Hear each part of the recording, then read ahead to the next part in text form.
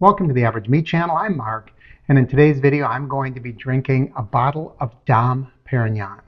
You may ask yourself, why in the world are you going to be drinking such an expensive bottle of champagne all by yourself?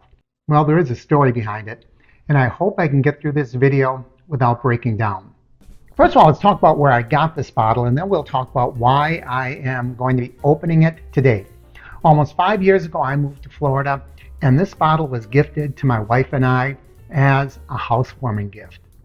And those of you who watch the channel know that I recently lost my wife, and I've been going through some really difficult times. And I have to say, there was a lot of sobbing leading up to today, because today is our anniversary. So it's our first anniversary since I lost my wife, and we had been saving this bottle for something special.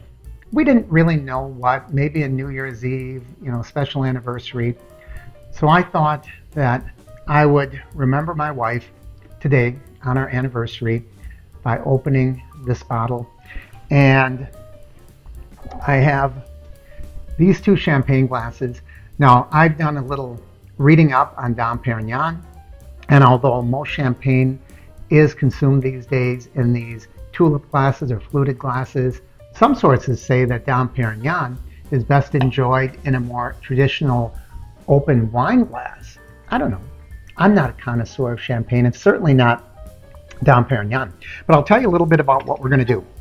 The reason I'm using these glasses is these are glasses from our wedding, and they are engraved with our names and our wedding date, July 26th.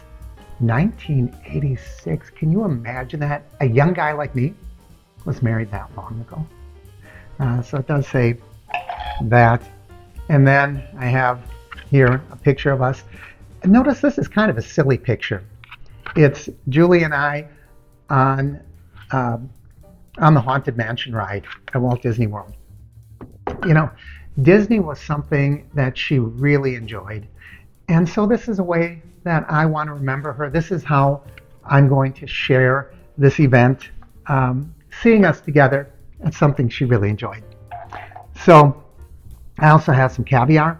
I opened up this caviar and one look at it and I thought, this isn't going to be enjoyable. I didn't splurge on some really good caviar. This is really cheap caviar. And I do have the mother of pearl spoon that you're supposed to eat caviar with. Otherwise, it takes on some bad flavors. I have a feeling this is going to have a bad flavor anyway. I mean, they're really tiny, just cheap caviar. I also bought some cheeses. I did read that Dom Pérignon is best paired, besides seafoods like oysters. I don't like raw oysters, lobster. I wasn't going to prepare that. But soft cheeses, so I have some brie. I have some Havarti. I bought some crackers that are pretty plain. They're not salted, because I really wanted to enjoy the flavors of the cheeses. They already have plenty of salt in them, as does the caviar. And I wanted to bring out the flavor of the champagne. I didn't want to overpower it. So let's open this up and take a look at what's in this. First of all, it comes in a really fancy box, doesn't it? And the first thing that we see here is a card.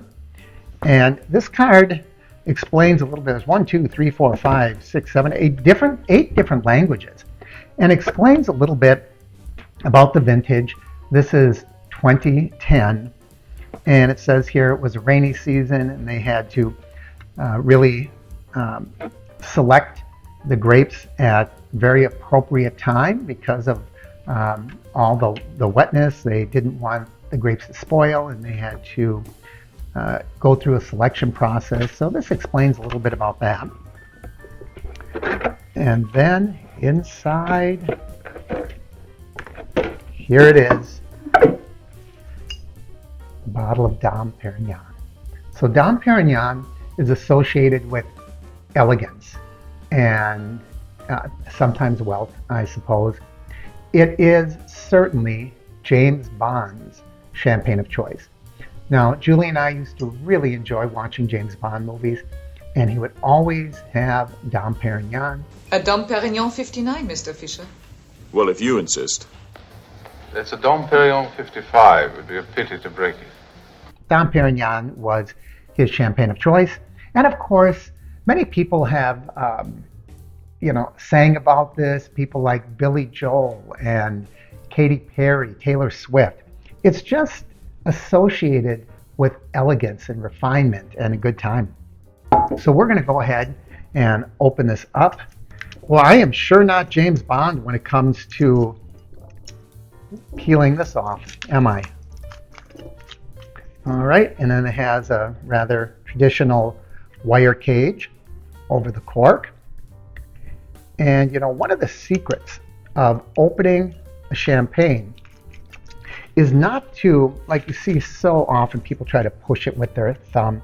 It's to hold on firmly, and then you twist the bottle. And there we go. Oh, that really, before I even, pour it, I'm really getting a very fruity aroma, a sweet aroma. And that really has some bubble to it, doesn't it?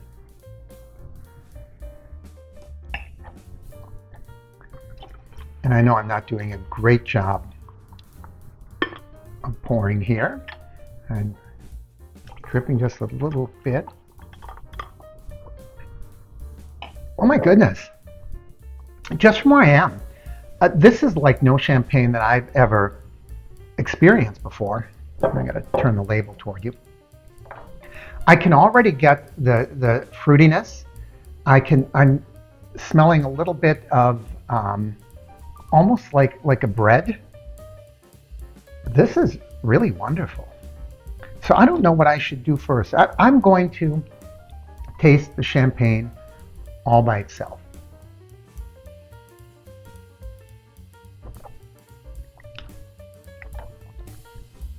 Oh my goodness, this is delicious. A lot of effervescence in there, as you can see. It is actually very mellow. Almost has almost like a creaminess for a finish. And believe me, I am not a champagne expert. I'm doing the best I can to describe this.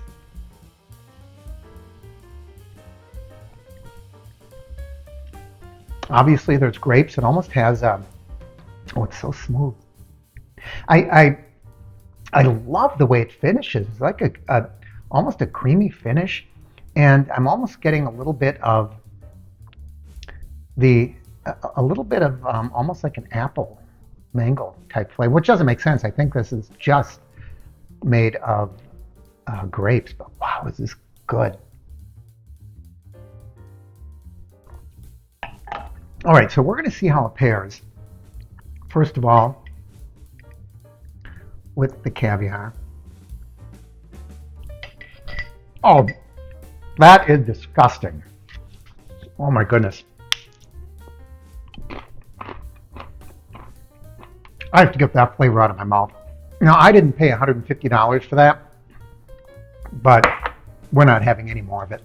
It was almost like I took a bucket of water from the ocean behind me and just drank it.